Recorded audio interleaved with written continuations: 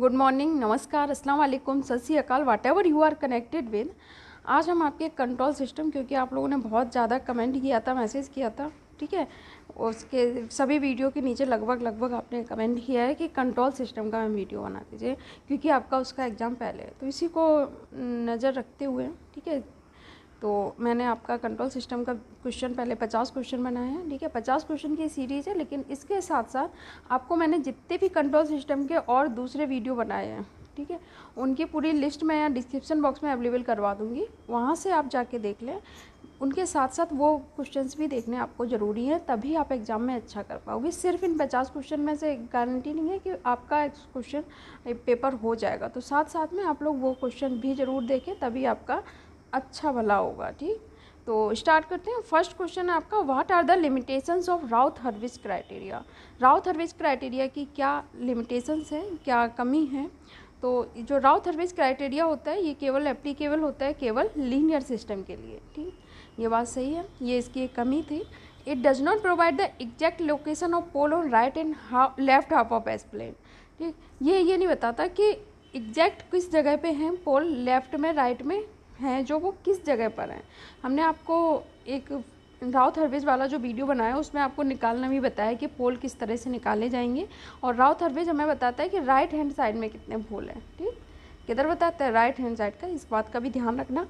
और बचे हुए हम लेफ़्ट साइड कंसीडर कर लेते हैं कि अगर किसी सिस्टम में 5 मतलब इक्वेशन में 5 रूट है, तो अगर 3 लेफ्ट है राइट हैंड है तो दो बचे हुए लेफ्ट हैंड में होंगे, ये हम सोच लेते हैं।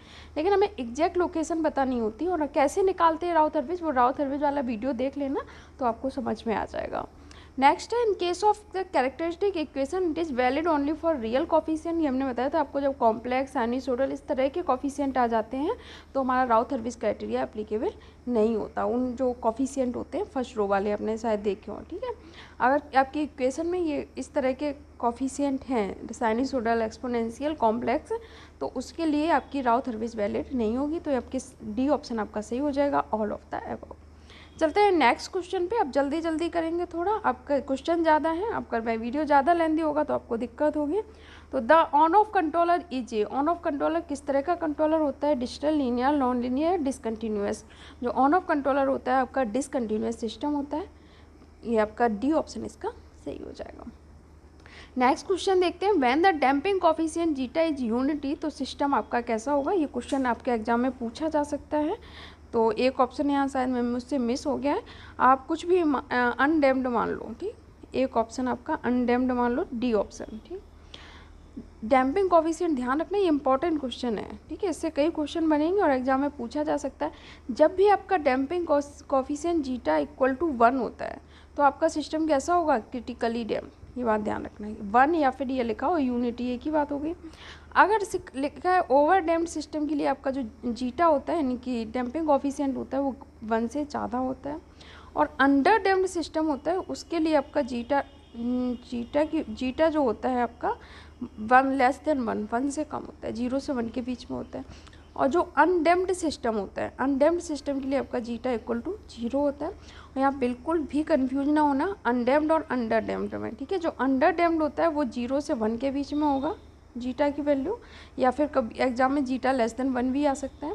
और अनडैम्प्ड होगा, जो अनडैम्प्ड होगा उसका जीटा 0 होगा, अंडर डैम्प्ड का 0 से 1 के बीच में होगा, ओवर डैम्प्ड का जीटा 1 से ज़्यादा होगा, क्रिटिकली डैम्प्ड का जीटा इक्वल टू 1 होगा। तो इसमें आपसे कई क्वेश्चन पूछे जा सकते हैं। अभी यहाँ पूछा गया है डैम्पिंग कॉफिशिएंट जीटा 1 है तो सिस्टम कैसा होगा, तो आप बताओगे क्रिटिकली डैम्प्ड होगा। इसकी जगह क्वेश्चन ये हो सकता था, when the damping coefficient is greater than 1, तो सिस्टम कैसा होगा, जब ग्रेटर देन 1 लिखा हो तो ओवर डैम्प्ड, अगर लिखा हो लेस देन 1 तो आप अंडर डैम्प्ड पे जाओगे, अगर लिखा हो कॉफिशिएंट इज 0 तो आप जाओगे अनडैम्प्ड सिस्टम पे। ठीक, इसको एक क्वेश्चन से कई क्वेश्चन बनते हैं। क्वेश्चन घुमा के भी पूछा जा सकता है कि अगर आप कोई सिस्टम क्रिटिकली डैम्प्ड है तो उसकी जीटा की वैल्यू क्या होगी। तो क्रिटिकली डैम्प्ड है तो ऑप्शन में zeta equal to 1, greater than 1, 0 ये सब मिलेंगे आपको, तो आपको जीटा इक्वल टू 1 पे टिक करना है। ठीक, ऐसे पूछा सकता है सिस्टम ओवर डैम्प्ड है तो जीटा की वैल्यू क्या होगी, तो ऑप्शन में ये सभी होंगे 1 लेस देन 1, ओवर डैम्प्ड है तो ग्रेटर देन 1 वाले पे टिक करोगे। ठीक, एक घुमा के इधर उधर से कैसे भी पूछा जा सकता है, आपको सही आंसर टिक करना है।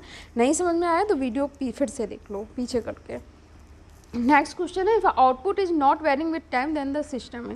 देखो आउटपुट अगर आपका वेरी नहीं कर रहा हो, यानी कि मतलब चेंज नहीं हो रहा टाइम के साथ, जब चेंज नहीं होता है टाइम के साथ तो हम कहते हैं टाइम के साथ इनवेरिएंट है, मतलब वेरी नहीं कर रहा है, वेरी नहीं कर रहा है तो आगे लगा इनवेरिएंट, ठीक है।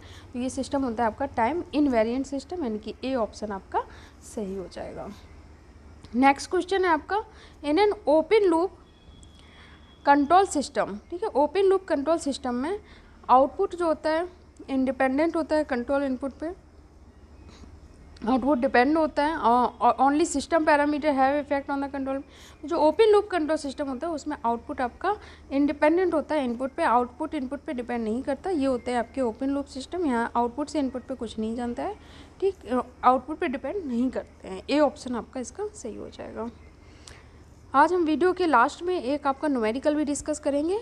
अगर आपने, अब छोटा न्यूमेरिकल है, बहुत ज़्यादा बड़ा नहीं है, अगर आपका पेपर उसने थोड़ा अच्छा लेवल का सेट किया तो एक न्यूमेरिकल आपके एग्जाम में रख सकते हैं, इसलिए मैंने उस क्वेश्चन को इंक्लूड। न्यूमेरिकल आपके में एक दो पोर्शन से ही आने की उम्मीद है, ठीक है। एक तो आपका ये क्रिटिकली डैम्प्ड वाले से आएगा जो मैं लास्ट में आज क्वेश्चन डिस्कस करूँगी, जीटा की डैम्पिंग कॉफिशिएंट से, डैम्पिंग कॉफिशिएंट की वैल्यू आपसे पूछी जा सकती है, एक तो इससे आएगा। दूसरा आपको सबसे ज़्यादा प्रोबेबिलिटी है आने का वो आपका है राउथ-हर्विज से, ठीक है। किससे? राउथ-हर्विज से। तो राउथ-हर्विज वाला वीडियो ज़रूर देख लेना, मैं बार बार कह रही हूँ, बहुत इंपॉर्टेंट है, वो क्वेश्चन आएगा ज़रूर, उसकी लिंक डिस्क्रिप्शन बॉक्स में मिल जाएगी। और कोई वीडियो आप भले ही ना देखो, यहाँ से आपको 100% क्वेश्चन देखने को मिलेंगे, ठीक। ये राउथ-हर्विज वाला वीडियो देख लेना, उसमें मैंने निकालना अच्छे से समझाया है। नेक्स्ट क्वेश्चन है आपका, in an open loop control system, ये डिस्कस कर लिया। चलिए नेक्स्ट क्वेश्चन देखते हैं। Type 0 system has at the origin, हमने बताया था सिस्टम का टाइप अगर 0 है तो ऑरिजिन पे टाइप 0 है, इसका मतलब ऑरिजिन पे कोई पोल नहीं है। अगर टाइप 1 है तो ऑरिजिन पे 1 पोल है, टाइप 2 है तो 2 पोल है। यानी कि अगर आपको पोल पता है तो आप सिस्टम का टाइप बता सकते हो। अगर कोई पोल नहीं है तो टाइप 0 है, एक पोल है तो फर्स्ट ऑर्डर सिस्टम है, ठीक है। वो सॉरी ऑर्डर नहीं, टाइप, सिस्टम का टाइप 1 है, और अगर 2 पोल है तो सिस्टम का टाइप 2 है, ठीक।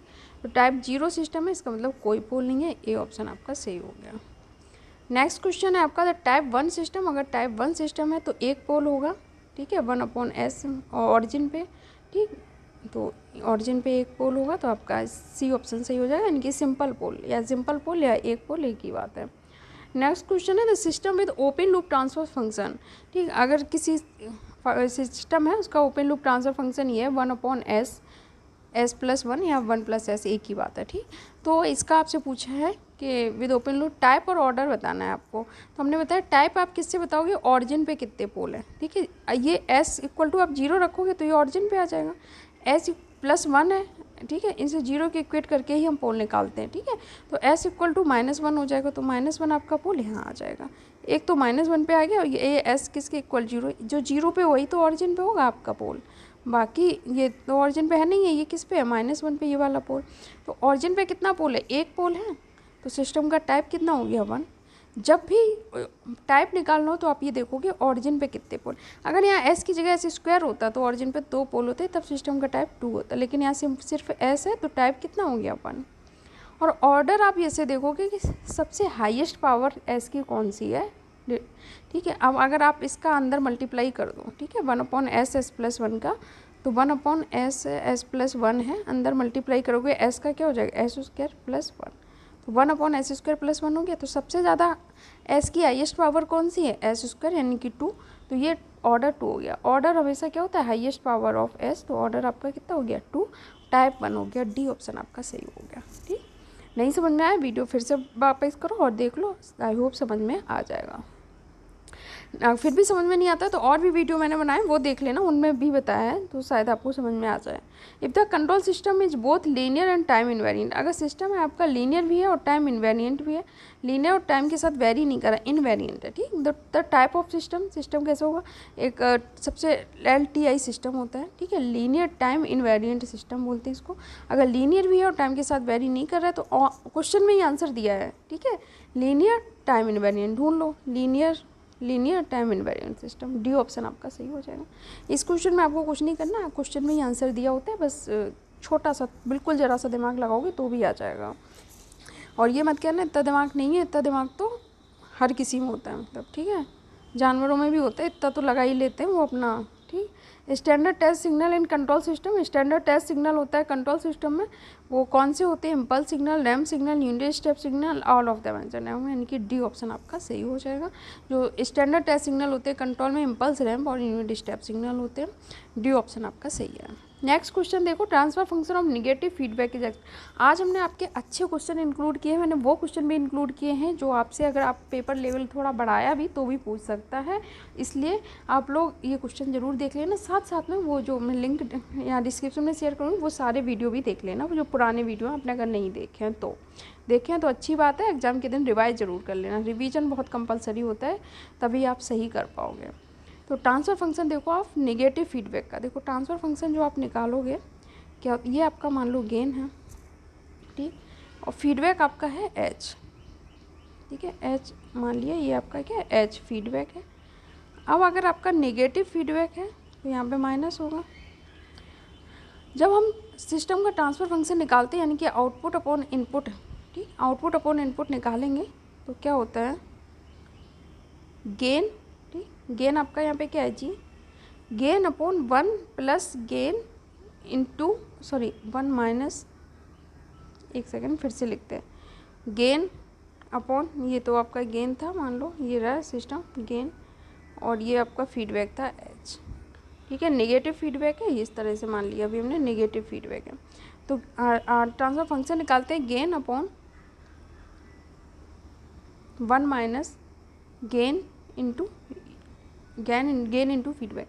लेकिन आपका ये देखो यहाँ से एच किस में जा रहा है? नेगेटिव में, तो ये वाला जो टर्म होगा आपका किसका हो जाएगा? नेगेटिव का, क्योंकि नेगेटिव फीडबैक है तो इसलिए नेगेटिव का हो जाएगा। लेकिन माइनस माइनस जब मल्टीप्लाई होती है तो क्या हो जाता है? प्लस।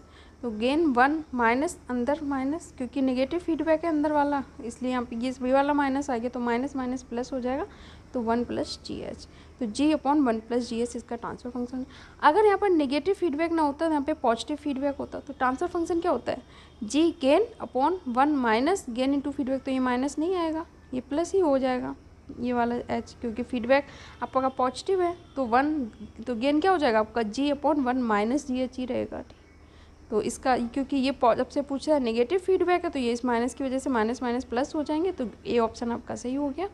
चलते हैं नेक्स्ट क्वेश्चन की तरफ। नेक्स्ट क्वेश्चन मैंने यही इंक्लूड किया है कि अगर आपका फंक्शन ट्रांसफर फंक्शन पॉजिटिव हो, तो ट्रांसफर फंक्शन पॉजिटिव होगा तो गेन आपका ये हो गया, फीडबैक आपका ये हो गया, तो यहाँ से आपका आएगा ट्रांसफर फंक्शन क्या है? पॉजिटिव, ठीक, तो यहाँ से पॉजिटिव ही आएगा। तो gain upon 1 minus gain into feedback, दोनों फीडबैक आपका पॉजिटिव है तो यहाँ पे साइन कुछ चेंज नहीं होगा, तो यही आपका ट्रांसफर फंक्शन हो जाएगा, जी अपॉन 1 माइनस जी एच, तो जी अपॉन बी ऑप्शन आपका सही हो जाएगा। ध्यान रखना पॉजिटिव फीडबैक पूछा है या नेगेटिव, पॉजिटिव फीडबैक में माइनस हो जाएगा और नेगेटिव फीडबैक में 1 G upon 1 plus G H ही आएगा।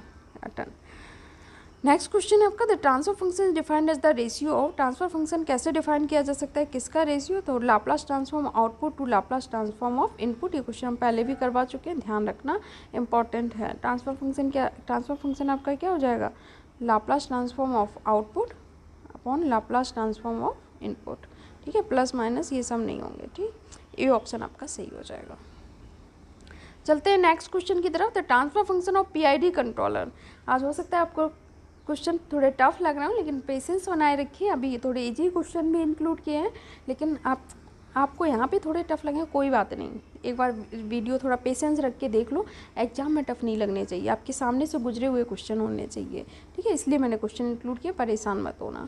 The transfer function of PID controller is, PID controller का ट्रांसफर फंक्शन क्या होता है? ट्रांसफर फंक्शन निकालना भी मैंने आपको सिखाया है।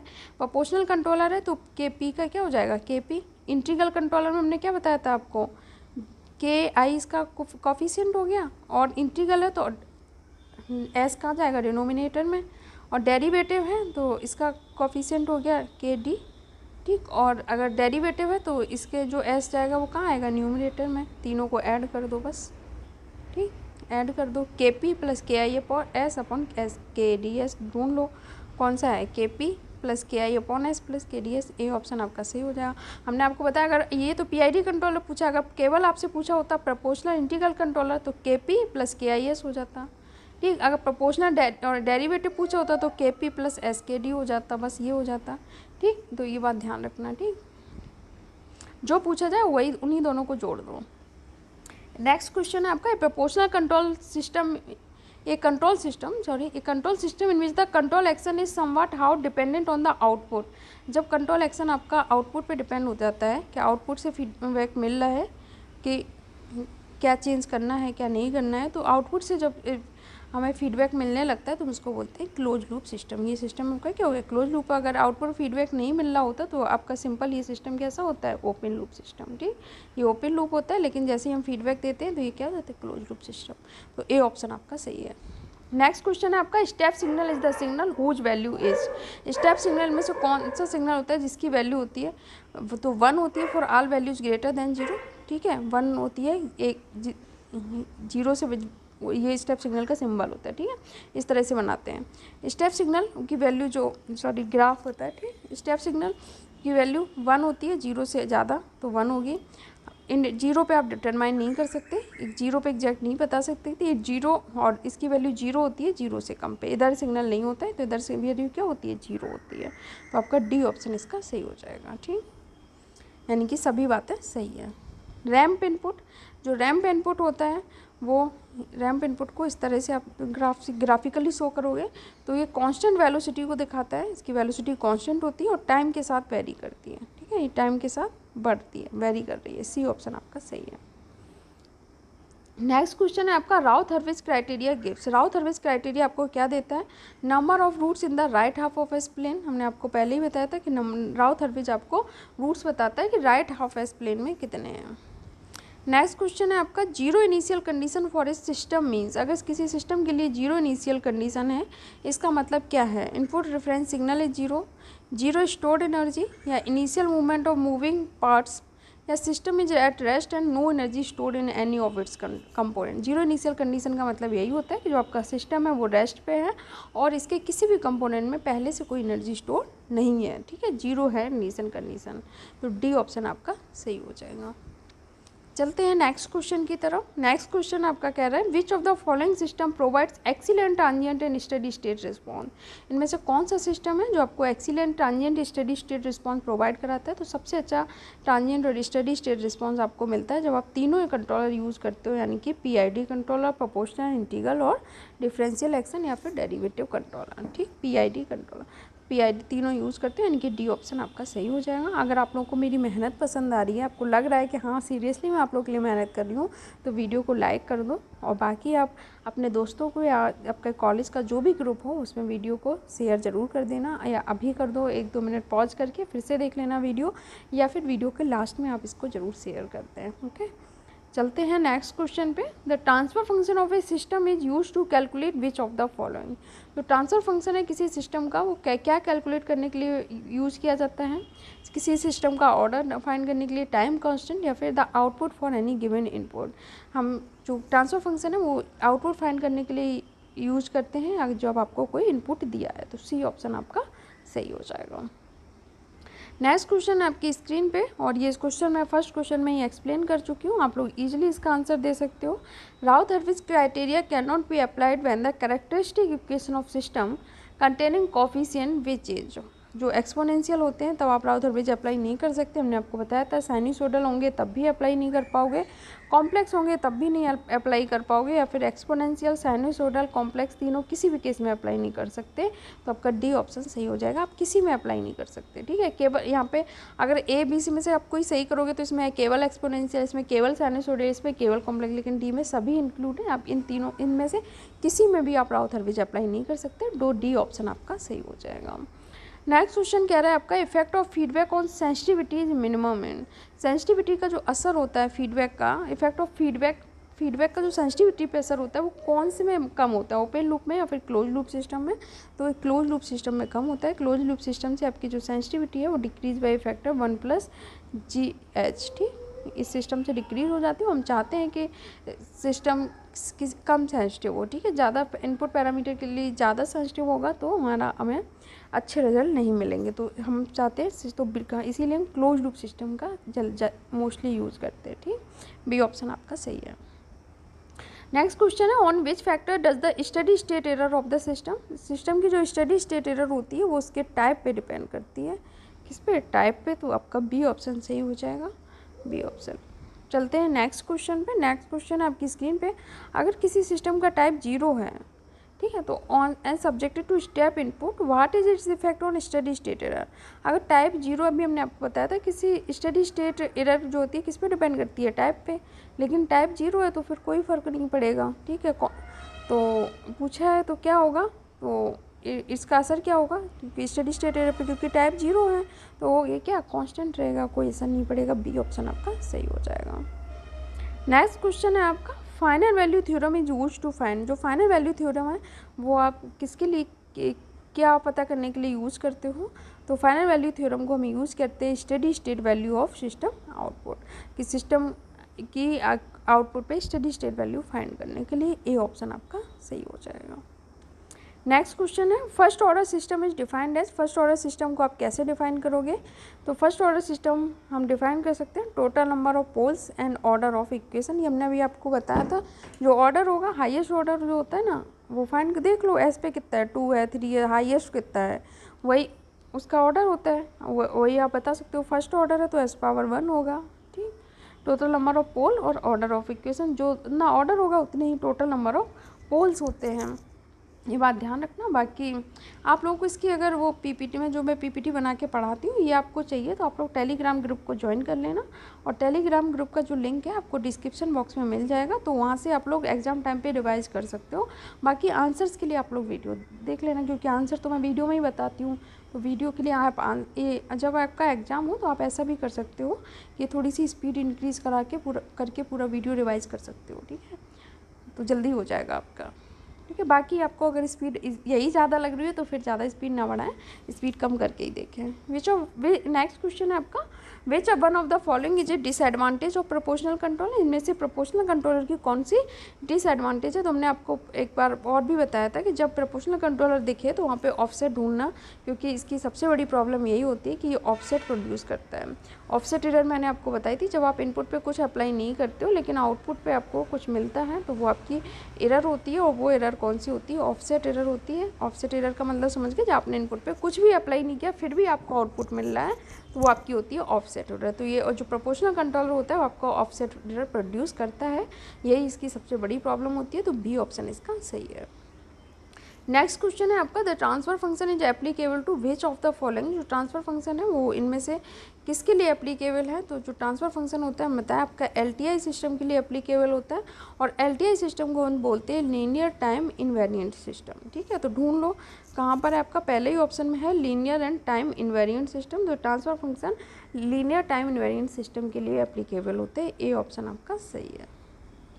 नेक्स्ट क्वेश्चन है आपका, the bandwidth in A feedback amplifier. जो बैंडविथ होती है एक फीडबैक एम्पलीफायर में अनअफेक्टेड होती है, डिक्रीज होती है सेम अमाउंट से किनकी, तो देखो बैंडविथ गेन इनटू गेन और बैंडविथ, ठीक है, इस तरह से वो लिखा जाता है, गेन जी और बैंडविथ। गेन और बैंडविथ का प्रोडक्ट जो होता है वो कांस्टेंट रहता है, ठीक है। अब अगर एक चीज़ बढ़ रही है तो दूसरी चीज़ कम होगी, अगर एक बढ़ रही है तो दूसरी, क्योंकि ओवरऑल तो कांस्टेंट रहना है, ठीक। तो इसमें क्या पूछा है, the bandwidth in A feedback amplifier. तो बैंडविथ होती है जो फीडबैक एम्पलीफायर में वो उसी अमाउंट से बढ़ती है, ठीक है, उसी अमाउंट से बढ़ती है जिस अमाउंट से गेन डिक्रीज करता है, क्योंकि ओवरऑल ये कांस्टेंट रहना है, ठीक। तो बैंडविथ बढ़ती है तो increase by the same amount as the gain decreases. जिस अमाउंट से बढ़ती है उसी अमाउंट से बढ़ती है जिस अमाउंट से गेन डिक्रीज करता है, ठीक है। गेन बैंडविथ प्रोडक्ट कांस्टेंट होता है, सी ऑप्शन आपका सही है।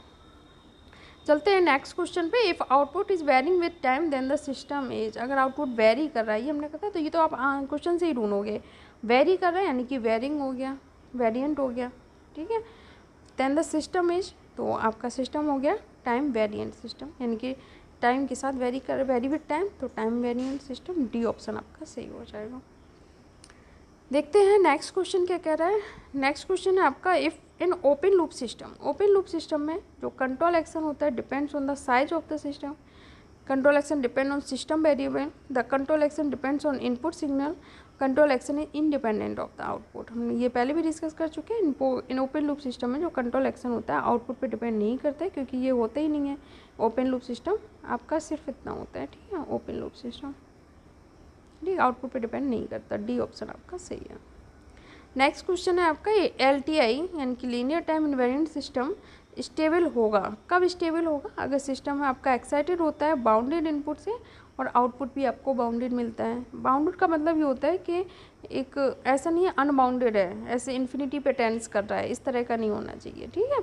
तो वो होता है आपका excited by bounded input and output is also bounded. Input bounded होना चाहिए, आउटपुट भी बाउंडेड होना चाहिए।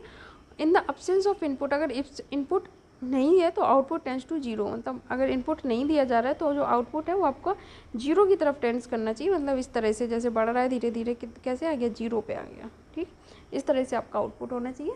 जब इनपुट नहीं दिया तो दोनों चीज़ें सही है, बोथ ए एंड बी हो जाएगा आपका, सी ऑप्शन आपका सही हो जाएगा।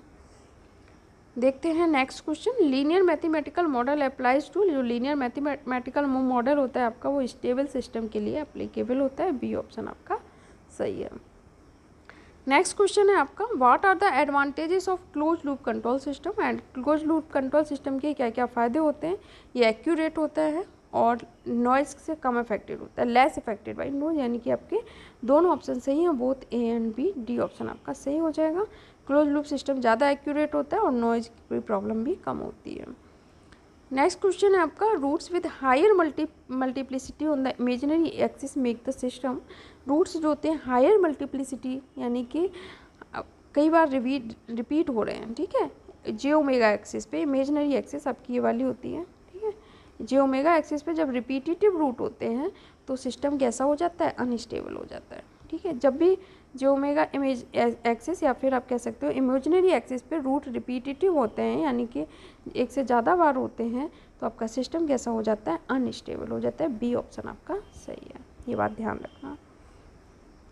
आई होप आप लोग थक गए होंगे तो थोड़ा ब्रेक ले सकते हो, पानी वानी पी लो, देख लो, थोड़ा सा और बचा है, बस ज़्यादा नहीं है, लेकिन आपके एग्ज़ाम में बहुत फ़ायदा करेगा, ये बात ध्यान रखना। विथ फीडबैक के साथ क्या होता है आपका, स्टेबिलिटी रिड्यूस होती है, गेन रिड्यूस होता है। अभी मैंने एक क्वेश्चन डिस्कस किया था उसमें बताया भी था कि जितनी बैंडविड्थ बढ़ती है उसी अमाउंट से गेन आपका क्या होता है, रिड्यूस होता है। तो फीडबैक में आपका जो सिस्टम का गेन होता है वो कम होता है, रिड्यूस होता है, बी ऑप्शन आपका सही हो जाएगा। नेक्स्ट क्वेश्चन है आपका, transient response analysis is done for. Transient response analysis आप किसके लिए होती है, अनस्टेबल, स्टेबल, कंडीशनली या मार्जिनली स्टेबल सिस्टम के लिए। तो ट्रांजिएंट रिस्पॉन्स आपकी हमेशा स्टेबल सिस्टम के लिए करते हैं।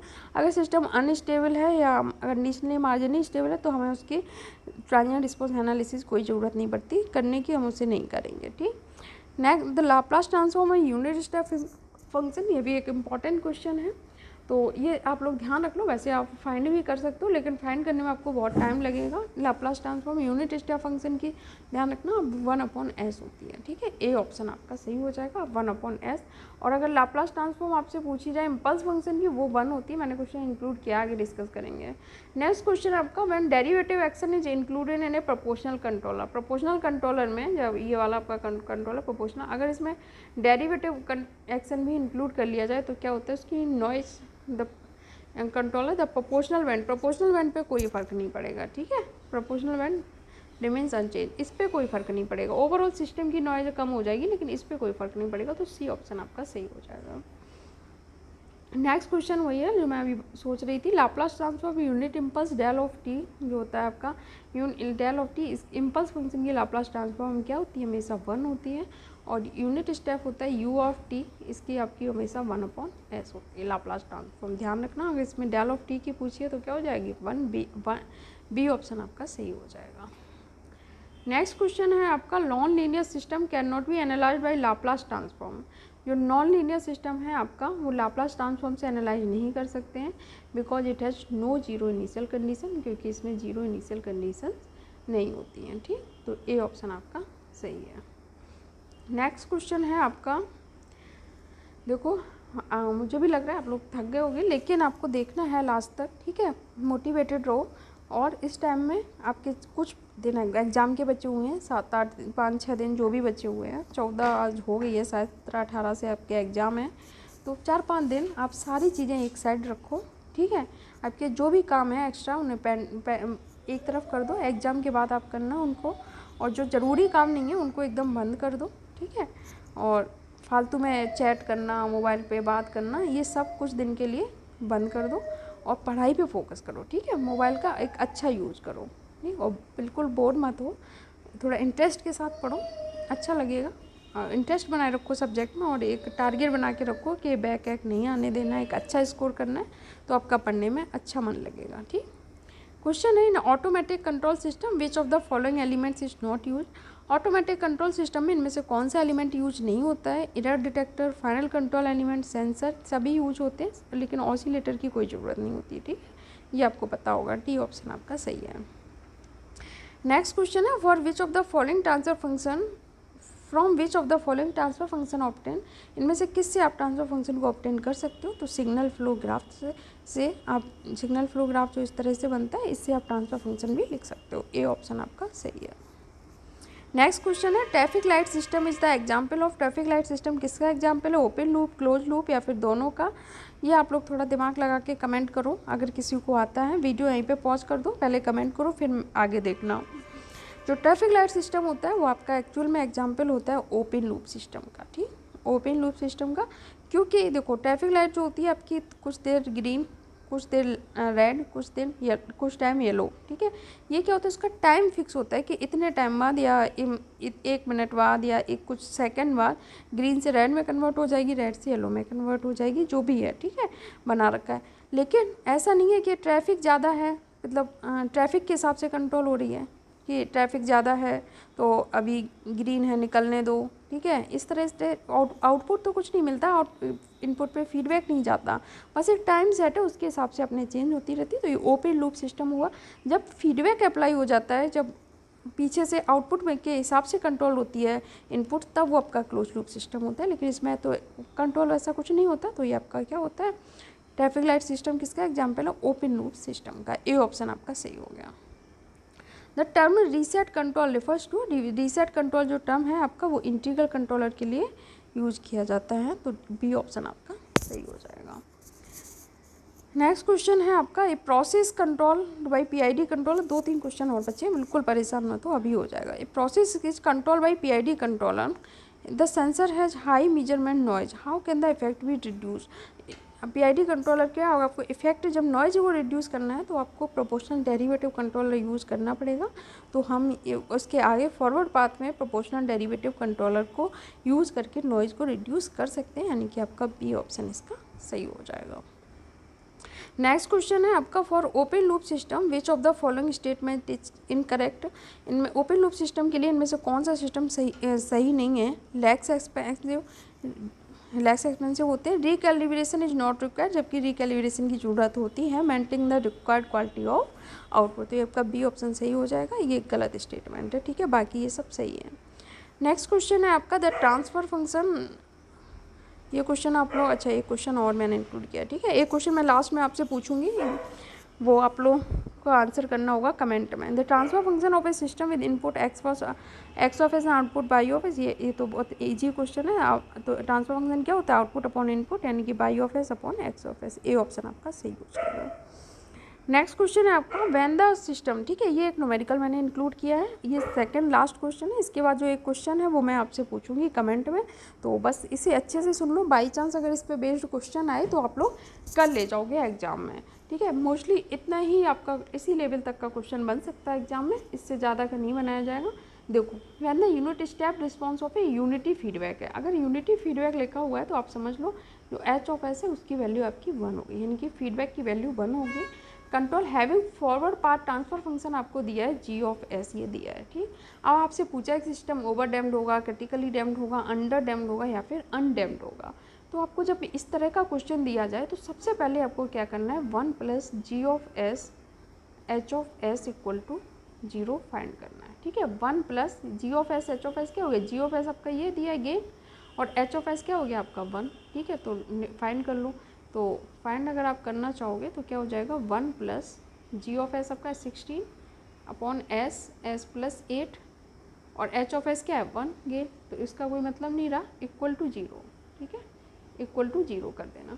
तो इसको इधर लेके आओ तो आपका क्या हो जाएगा, एस स्क्वायर प्लस, इसे ओपन कर लो और इधर सॉल्व करोगे ये तो यहाँ पर आ जाएगा, तो s square plus 8s plus 16 equal to 0, ये आपकी इक्वेशन बन जाएगी। ठीक है, अगर यहाँ पे आप एलसीएम लोगे तो S upon S plus 8 upon में होगा, ठीक है, और इधर जीरो है तो इस साइड जाएगा तो जीरो इक्वल टू मल्टीप्लाई होगा, जीरो हो जाएगा, ऊपर बात के क्या रह जाएगा, बस ये रह जाएगा s square plus 8s plus 16 equal to zero. अब इस इक्वेशन को आपको एक s square plus standard equation है 2 zeta omega n plus omega n square equal to zero, इससे बस कंपेयर करना और कुछ नहीं, इतना काम है। ठीक, तो ओमेगा एन ये आपकी ओमेगा एन से अगर आप omega n square equal to क्या है आपका है 60, इससे कंपेयर करोगे तो इसकी जगह क्या लिखा हुआ है 16, तो ओमेगा एन स्क्वायर अगर 16 लिखा है तो ओमेगा एन क्या हो जाएगा इक्वल टू हो जाएगा √16, तो √16 का मतलब क्या हो गया 4, तो ओमेगा की वैल्यू आपकी क्या आ गई 4। अब 2 zeta omega n equal to आपके क्या हो जाएगा 8। ठीक, अलग लिख लेते हैं। ठीक, 2 जीटा ओमेगा, एक सेकेंड, 2 जीटा ओमेगा एन आपका कितना हो गया 4, ओमेगा एन की वैल्यू आप पहले ही निकाल चुके हो 4। ठीक, तो 2 यहाँ से 2 से 2 जा 2 हो जाएगा, कैंसिल होता है, तो zeta omega n equal to आपका कितना बचा 2, एक कुछ गड़बड़ हुआ है यहाँ पे, 2 जीटा ओमेगा एन की वैल्यू आपकी 8 थी। ठीक है, 8 थी। ठीक, 2 4 हो जाएगा आपका। ठीक है, तो zeta omega n equal to आपका कितना बचा 4, 2 जीटा ओमेगा एन यहाँ पे आपकी वैल्यू क्या थी 8 थी, कंपेयर करो इक्वेशन से। ठीक है, पीछे से फिर से देख लेना, तो जी ओमेगा एन की वैल्यू आपने निकाल ली है 4, तो जीटा इक्वल टू आपका क्या हो जाएगा 4 upon omega n, omega n की वैल्यू आप पहले ही निकाल चुके हो, तो 4 अपॉन 4 क्या हो गया 1, यानी कि आपकी जो डैम्पिंग कोफिशिएंट है जीटा की वैल्यू आपकी 1 आ गई। 1 का मतलब क्या हुआ सिस्टम क्रिटिकली डैम्प्ड है। अगर ये 1 से ज़्यादा आती यानी 2 3 कुछ आती तो ये ओवर डैम्प्ड हो जाता, 1 से कम आती तो अंडर डैम्प्ड हो जाता। अगर नहीं समझ में आया है तो एक बार फिर देख लो इक्वेशन, ये मैं जो आपको बताई थी 1 plus G of s H of s equal to 0 रखना है, तो 1 प्लस जी ऑफ एस आपका क्या हो 16 एस प्लस 18। ठीक है, किसी को कोई कन्फ्यूजन नहीं होना चाहिए, बैक करके फिर से देख सकते हो, ये अंदर मल्टीप्लाई होगा तो s square plus 8s plus 16। ठीक है, तो 2 जीटा ओमेगा एन किसके बराबर, एस स्क्वायर, इक्वेशन कंपेयर किससे करना है s square plus 2 zeta omega n plus omega n square, तो 2 जीटा ओमेगा एन किसके बराबर होगा 8 के। ठीक है, ओमेगा एन किसके बराबर होगा 16 के, तो ओमेगा एन इक्वल टू 4 और 2 zeta omega n equal to 8, तो ये 2 से कैंसिल डिवाइड होगा 2, तो यहाँ पे कितना हो जाए zeta omega n equal to 4 हो जाएगा। ठीक, और ओमेगा नाम आपको पहले ही निकाल चुके हो 4, तो आपका जीटा 1 हो जाएगा, 4 डिवाइड बाई 4 जीटा 1, तो क्रिटिकली डैम्प्ड हो गया, बी ऑप्शन सही होगा। नहीं समझ में आया वीडियो फिर से वापस करके देख लो। ठीक है, नेक्स्ट क्वेश्चन है आपका शायद यही, हाँ ये क्वेश्चन आप लोगों को कमेंट करना है, ये सेम क्वेश्चन बस डिफरेंट लैंग्वेज में मैं आपको एक वीडियो में करवा चुकी हूँ कंट्रोल सिस्टम के, इसलिए उम्मीद करती हूँ आप लोग इसका आंसर दे सकेंगे। Laplace transform of output response of a linear system the system transfer function when the input is, इनमें से किस में आपको ट्रांसफर फंक्शन मिल जाएगा। अब जब उसका लाप्लास लोगे आप स्टेप सिग्नल का, रैंप का, इम्पल्स का या साइनसॉइडल का, अगर आपको ये क्वेश्चन नहीं आ रहा है तो मैंने जो वीडियो करवाए हैं उनको फिर से देखना। ठीक है, और वीडियो अच्छा लगा हो, मेरी मेहनत पसंद आई हो, जो इतनी देर मेहनत की है, तो वीडियो को बच्चों लाइक ज़रूर कर देना, और आपका जो भी ग्रुप हो जिसको भी आप जानते हो उसको बच्चों शेयर कर देना। ठीक, बस इस आपके शेयर से और लाइक से मुझे मोटिवेशन मिलता है। ठीक है, तो इतना कर देना आप लोग, बाकी इस क्वेश्चन का आंसर ज़रूर कमेंट करना। ठीक है, तो बाकी आपसे मुलाकात होगी नेक्स्ट वीडियो में, और आप लोग कमेंट करके बताना नेक्स्ट किस सब्जेक्ट के वीडियो चाहते हो। शुक्रिया।